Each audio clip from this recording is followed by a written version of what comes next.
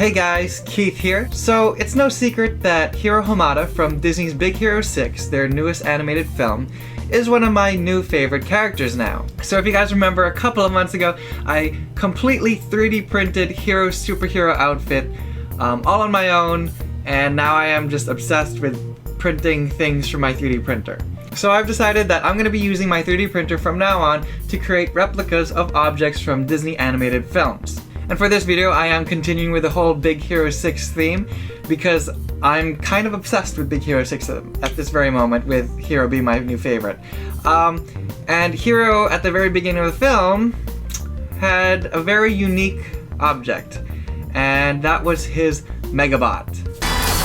So yes, it is Hiro's Megabot that I've decided to recreate, and it was supposed to be done by the time the film was released, but I came across a couple of speed bumps because I don't do things the easy way. I try to make it as authentic as possible. I could have very easily made it one piece and like one giant doll. But anyway, here it is. So I present to you guys my Megabot, and it is in sitting form because there's no way that I can make it stand with these little two things supporting all of it, unless I made a platform that was completely magnetic with really strong magnets. But anyway, before I show you it functioning, here's how I made it. So yes, every single piece is 3D printed on my 3D printer. So going into this project, I knew I wanted it to be like magnetic, or at least individual parts that could connect to each other, just like in the film. Upon researching, I found really strong, tiny magnets that were kind of expensive in the stores here in the US, so I imported them from China. But still, I ended up spending $70 worth of magnets. It's because I needed to make two robots. But there is a reason why I wanted to make two Megabots. I could have just made one for myself and just have two interchangeable heads. I couldn't make it do the whole flippy thing because there are magnets in here that would prevent it from like making a flip.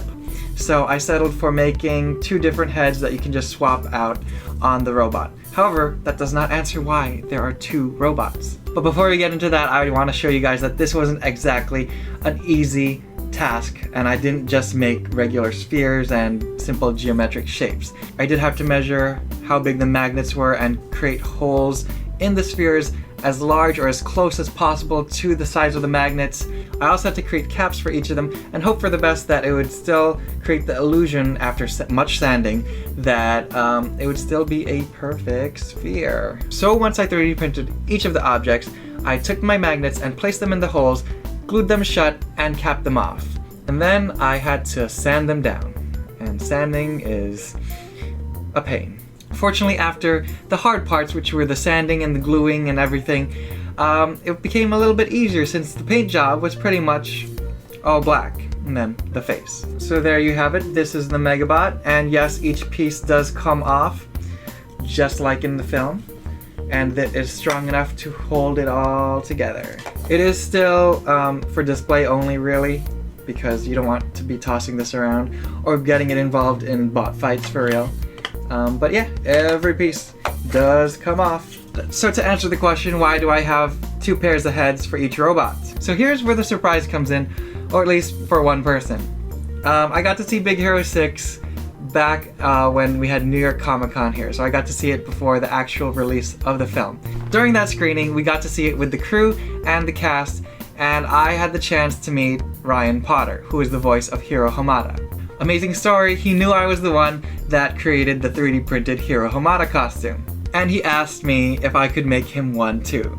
And when the voice actor of your new favorite Disney character asks you to do such a thing, you agree to it, even though it did take me like 3-4 months to make. So I unfortunately don't have the time at this very moment to create another Hiro costume, but I will definitely get around to it so that I can give my first one to Ryan.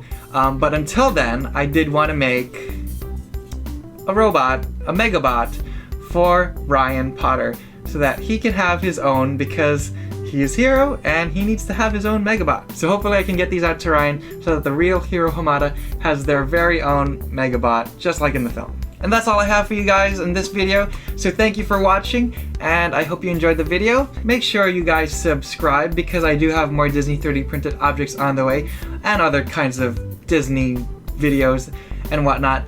But make sure you also leave a comment down below what other objects you want to see me make. And on top of subscribing, make sure you follow me on Instagram, Twitter, Facebook, all of that, and I'll see you guys soon. So, bye!